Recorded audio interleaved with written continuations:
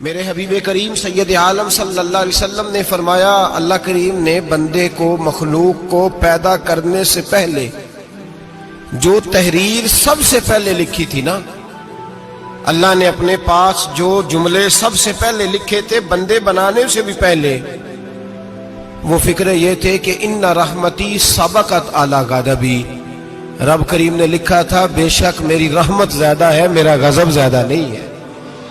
اس نے لکھا تھا کہ میری رحمت ہمیشہ میرے غضب پر غالب رہے گی، غلبہ رحمت کا ہے۔ سنیں بڑی پیاری حدیث، بڑی خوبصورت حدیث، کنز المال میں دیگر کتب احادیث میں ہے۔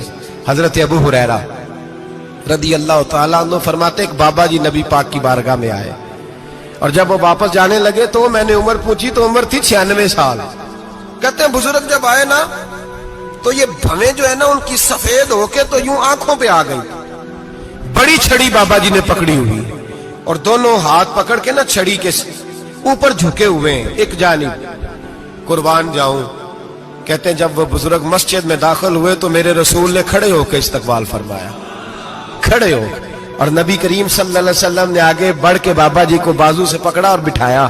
حضور بیٹھ گئے، کہا بزرگوں کیسے آئے ہو؟ تو کہتے ہیں وہ بابا جی بات کرتے تو آنکھ کھول کے پہلے حضور کا چہرہ دیکھتے، پھر وہ بات کرتے تو ان کے لب و لہجے کے اندر بڑی پریشانی، بڑی تکلیف، بڑی مایوسی۔ عرض کرنے لگے یا رسول اللہ، حضور زندگی ساری گناہوں میں بیت گئی ہے، حضور غلطیاں ہی غلطیاں، یاد ماضی عذاب ہے، یا رب چھین لے مجھ سے حافظہ میرا۔ اے اللہ کے رسول بڑی لمبی فہرست ہے، پاپ ہی پاپ ہے، کالے سیاہ دفتر ہے۔ یا رسول اللہ صلی اللہ علیہ وسلم جب پلٹ کے دیکھتا ہوں حضور مجھے نیکی دکھائی نہیں دیتی۔ حضور اس عمر میں آپ کا ایک صحابی ملا ہے، اس نے بات سمجھائی ہے تو تھوڑا خیال آیا ہے، لیکن یا رسول اللہ صلی اللہ علیہ وسلم اب میرا وجود بیکار ہو گیا ہے، حضور بوڑھا ہو گیا ہوں۔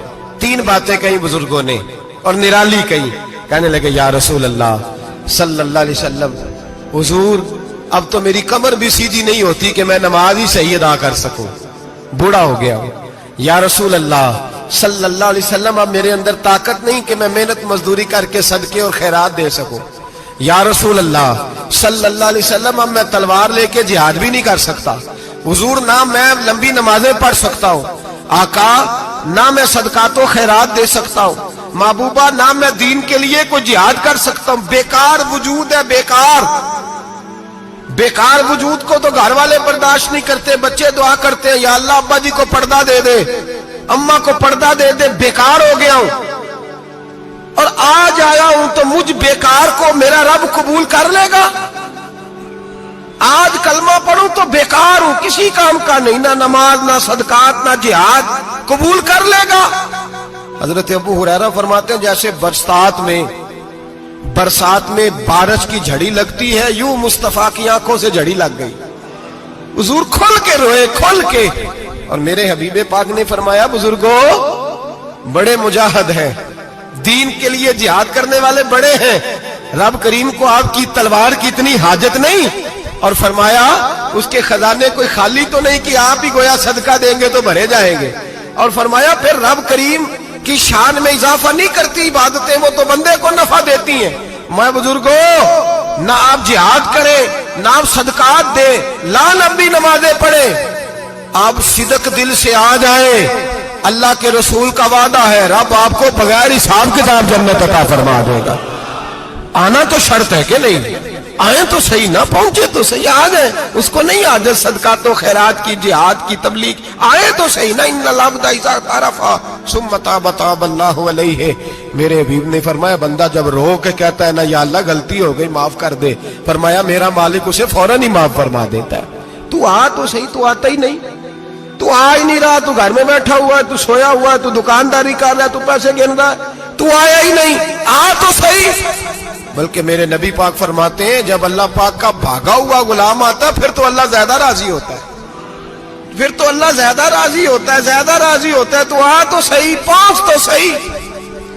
بلکہ صوفیاء تو اور بات کرتے ہیں، وہ کہتے ہیں تو کبھی بھول کے بھی رب رب کرے تو اللہ تو اسے بھی قبول کر لیتا ہے، بھول کے۔ ملا رومی کہتے ہیں بنی اسرائیل کا بندہ ہے، सनम पत्थर को कहते हैं, बुत को कहते हैं। बुत के सामने खड़ा है और सारी रात कहता है या सनम या सनम या सनम, ऐ पत्थर ऐ बुत, सारी रात पुकारता रहा।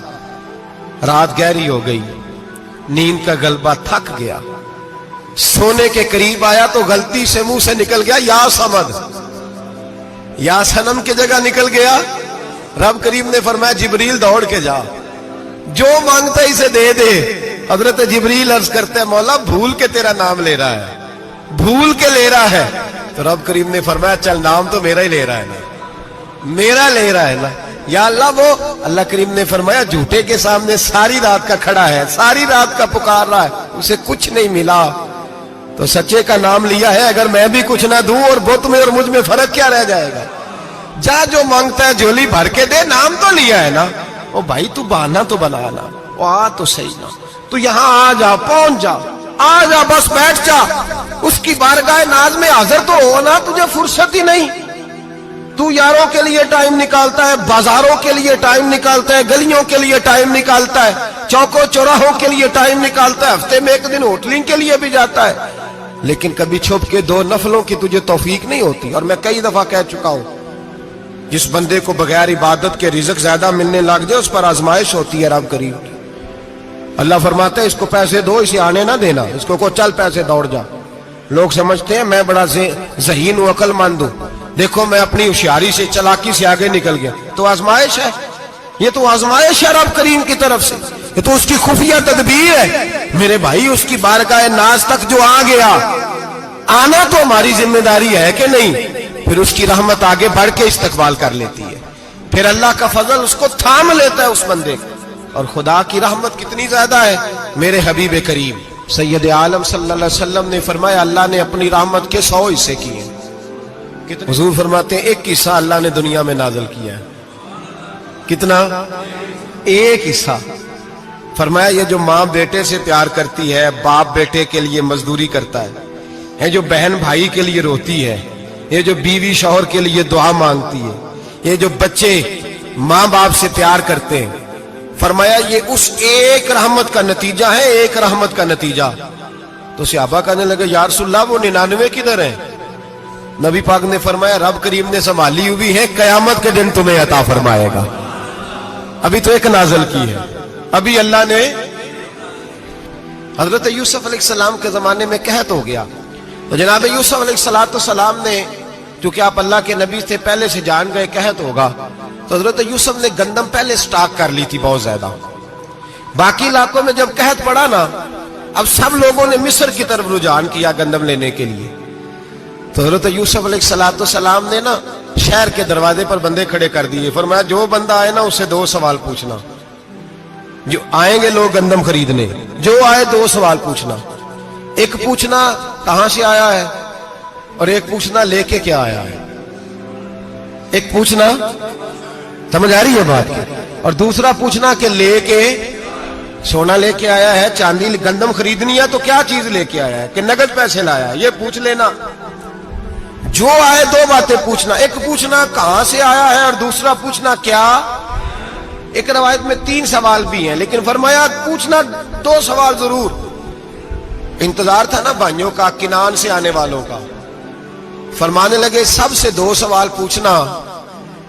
जब किनान वाले आए ना, उनसे सिर्फ इतना पूछ लेना कि वो कहां से आए हैं। अगर पूछे ना किनान से आए हैं तो फिर ये ना पूछना क्या लेके आए हैं, फिर मैं जेबे खुद टटोल लूंगा वो क्या लेके आए। बाकियों से 2 सवाल। जब मेरे भाई आए ना, भाई भाइयां दे वैरी हुंदे ते भाई भाइयां दियां बावां, जब मेरे भाई आए तो उनसे ये नहीं पूछना कि वो क्या, बस ये पूछना कि कहां से। इतनी बात पूछना, बाकी मैं पूछ लूंगा। आप फरमाने लगे रब भी फरिश्तों से कहता है तुम कब्र में ना मेरे बंदों से ज्यादा सवाल ना करना, बस ये पूछ लेना मुझे मानते हैं, मेरे नबी को मानते हैं। कब्र में तुम इतने सवाल पूछ लेना, बाकी लेके क्या है वो मैं खुद ही पूछ लूंगा। फरिश्तों के सामने रब करीम अपने बंदे को बेआबरू करना, बस तू ये बता दे अल्लाह रसूल को मानता है कि नहीं। बाकी जो तेरा हिसाब किताब है ना, अल्लाह फरमाते हैं मैं क़यामत में कर लूंगा, मैं पूछ लूंगा इसका क्या इलाज करना है। बस तुम इतना बता दो मुझे मानते हो, मेरे रसूल को, मेरे भाई, मेरे नबी करीम। علیہ السلام فرماتے ہیں جو بندہ توبہ کرنے والا تھا، اللہ کی بارگاہ میں آنے والا تھا، بار بار توبہ کرتا تھا، احساس رہتا تھا، اسے احساس تھا، آیا کرتا تھا، پھر بھی غلطیاں ہو گئی، قیامت کے دن رب کریم اپنے فضل کی چادر اس پہ ڈالے گا، فضل کی چادر ڈالے گا، اور رب کریم اس سے پوچھے گا یہ گناہ کیا تھا؟ اور نبی پاک فرماتے ہیں اس نے بڑے بھی گناہ کیے، اللہ چھوٹے چھوٹے گناہوں کے بارے میں پوچھے گا، یہ غلطی کی تھی، یہ گناہ، بندہ ڈر رہا ہے، وہ کہہ رہا ہے پتہ نہیں سزا کیا ملے گی، کیونکہ دنیا میں بھی ڈرتا رہا، یہاں بھی ڈر رہا ہے، شرط یہ ہے کہ احساس والا ہو، آتا رہو، پھر بھی غلطیاں ہو گئی، خیال کرتا تھا، محنت کرتا تھا، نیک ہونے کی جدوجہد کرتا تھا، کوتاہیاں رہ گئی، یہ گناہ کیا تھا یا اللہ بھول گیا تھا، یہ گناہ کیا اللہ مجھ سے غلطی ہو گئی، یہاں بھی کیا تھا یا اللہ غلطی ہو گئی۔ نبی پاک صلی اللہ علیہ وسلم فرماتے ہیں چھوٹے چھوٹے گناہ اللہ دکھا رہا ہے اور اسے کہہ رہا ہے یہ کیا تھا، مانتا جا رہا ہے۔ رب کریم فرماتا ہے پتہ ہے میں تیرے ساتھ کیا کرنے والا ہوں؟ ٹانگیں کانپ گئی، یا اللہ پتہ نہیں، فرمایا میں تجھے ان گناہوں کے بدلے نیکیاں دینے لگا ہوں، ان گناہوں کے بدلے نیکیاں۔ نبی پاک فرماتا ہے فٹافٹ ہی بول پڑا، کہنے لگا یا اللہ میں نے تو بڑے بڑے گناہ بھی کیے، اگر تو نے گناہوں کے بدلے نیکیاں دے دیا تو میرے تو بڑے بڑے پاپ بھی ہیں، وہ دوسرے کدھر ہیں؟ میرے حبیب کریم علیہ الصلوۃ والسلام فرماتے ہیں رب مسکرائے گا جو رب کی شان کے لائق ہے، اللہ فرمائے گا تیرے دل میں احساس تھا، تو آیا کرتا تھا، تو توبہ کرتا تھا، تو میری بارگاہ ناز میں آتا تھا، پتہ تیرے اوپر چادر کیوں ڈالی ہے؟ یا اللہ نہیں، فرمایا میں تجھے اپنی رحمت کی چادر میں چھپا کے جنت میں داخل کرنا چاہتا ہوں۔ میرے بھائی تو آ تو صحیح، تو پہنچ تو صحیح۔ میرے نبی کریم علیہ الصلوۃ والسلام نے ایک دن صحابہ سے پوچھا ایک بات تو بتاؤ، بخاری مسلم کی حدیث ہے، یا رسول اللہ پوچھئے۔ نبی پاک صلی اللہ علیہ وسلم نے فرمایا اگر کوئی آدمی صحرا میں سفر کر رہا ہو، بہت بڑا صحرا ہو، اونٹ پر اس کا سفر ہو اور اس نے اونٹ پر کھانے پینے کا سامان باندھا ہو، پیسے بھی رکھے ہو، پانی بھی رکھا ہو، تھک گیا سفر کرتا کرتا، درخت کی ایک ٹہنی کے ساتھ اونٹ کی نکیل باندھی اور درخت کے نیچے لیٹ گیا آرام کرنے کے لیے۔ اللہ کے حبیب فرماتے ہیں اچانک اس کی آنکھ لگ گئی، جب جاگا تو اس نے دیکھا کہ اونٹ تو غائب ہو گیا ہے، اب نہ کھانا ہے، نہ پانی ہے، نہ پیسے ہیں، اور صحرا بڑا لمبا ہے، پیدل سفر بھی نہیں کر سکتا۔ تھوڑا سا ڈھونڈا، پھر موت کا انتظار کرنے لگا، سوچنے لگا اب موت آئے گی، اب مر جاؤں گا۔ اللہ کے محبوب فرماتے ہیں تھوڑی دیر گزری، جب بالکل مایوس ہو گیا تھا تو اچانک نظر پڑی تو اونٹ اس کا سامنے کھڑا تھا۔ نبی پاک سے عباس سے پوچھتے ہیں بتاؤ، اس کی کل کائنات اجڑ گئی تھی، راز ضائع ہو گئی تھی، ہر شے لٹ گئی تھی، دوبارہ اسے مل گئی ہے، بتاؤ اسے کتنی خوشی ہوگی؟ صحابہ کہنے لگے یا رسول اللہ نئی زندگی مل گئی اس بندے کو، وہ ساری دنیا سے زیادہ راضی ہے۔ تو میرے کریم رسول صلی اللہ علیہ وسلم نے فرمایا رب کریم کا نافرمان بندہ جب اس کی بارگاہ میں آ کے توبہ کرتا ہے تو اللہ اس سے بھی زیادہ راضی ہو جاتا ہے۔ نافرمان جب آ کے کہتا ہے یا اللہ معاف کر دے آئندہ نہیں کرتا، میں اللہ تو راضی ہو جاتا ہے۔